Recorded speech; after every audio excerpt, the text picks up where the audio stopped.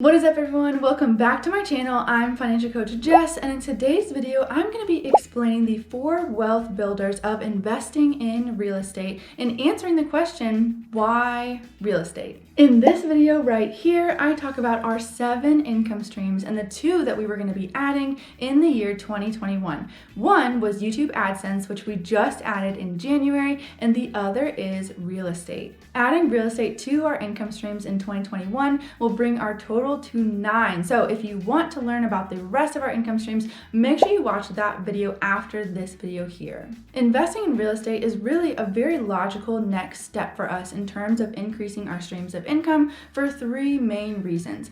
Number 1, we want to stop trading time for money. Trading time for money is very finite and doesn't give us the freedom that we want. Reason number 2 is the diversification of wealth and assets. If you invest in real estate correctly, there are 4 major wealth generators that I'm covering in this video. I love diversification, and that happens within each individual property and just the fact that real estate investors also have multiple properties. And reason number 3 is that we have the skills and the knowledge to buy, rehab, rent, refinance, and repeat. And this in the real estate world is known as the BRRRR strategy. If you are interested in more videos on investing in real estate, please let me know by liking this video and commenting below. And I know this call to action can kind of sound gimmicky or overdone, but YouTube can feel very one-sided for me, and it's hard to get concrete feedback from my followers and my viewers. So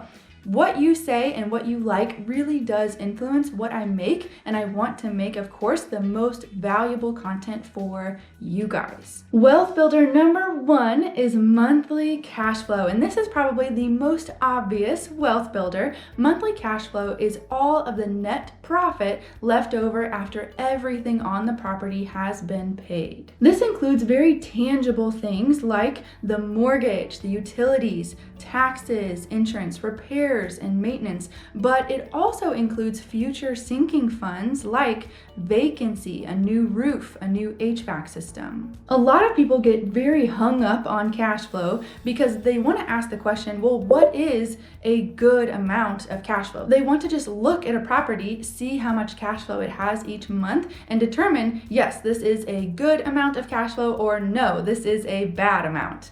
And cash flow just doesn't really work like that. Here's an example. It's very tempting to look at 2 totally different properties. Let's say one cash flows $100 each month and the other property cash flows $500 each month. It's very tempting to look at the one that's cash flowing $500 each month and say, that is clearly the more profitable property, right? But this is so important. We cannot determine profitability based on cash flow alone. We are missing a lot of information here. Most importantly, how much money has already been invested into the property. $500 a month in cash flow sounds great, right? But what if we looked at that property and it was revealed that the owner had already invested $500,000 into the property? That would mean that at the end of a calendar year, that property is earning $6,000. To determine what the cash on cash return is for that property, we take the net income for the whole year. So $6,000 divided by the initial investment, which was $500,000.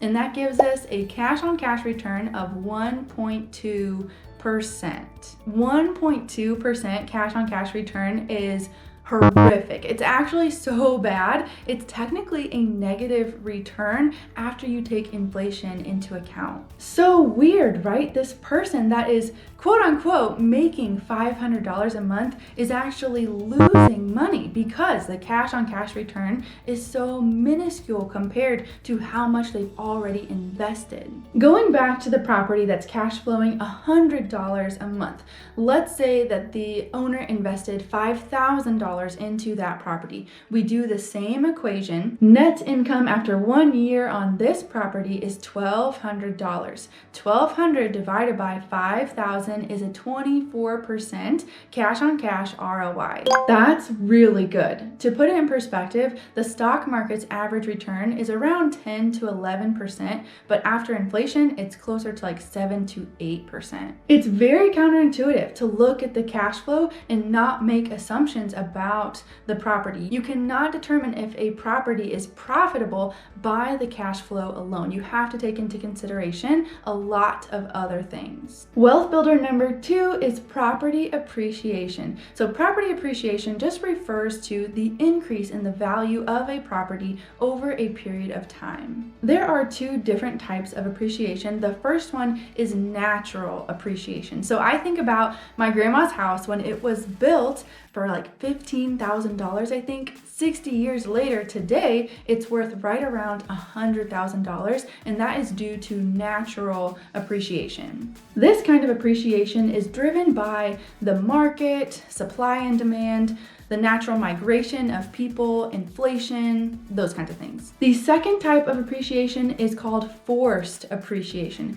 So this is actually what we did with our house. When we first bought the house, we had a 30-year loan, we had a ton of PMI. It was not structured in a great way for us to be able to pay off the house. We spent a year fixing up our house and then we refinanced. And when we refinanced, we had enough equity in the house that we were able to get rid of PMI, and we were also able to get a better interest rate because we opted for a 20-year loan instead of a 30-year loan. Forced appreciation could be rehabbing an entire property, or it could be adding a bedroom or adding a bathroom or turning a half bath into a full bath. When you look at the market directly around the property, this really tells you what the house could be worth and also how to get it to that point. Keep in mind that appreciation works both ways, and that's why when we invest in real estate, we have 4 wealth builders and we're not relying only on appreciation. Wealth builder number 3 is equity or amortization. So a popular strategy when investing in real estate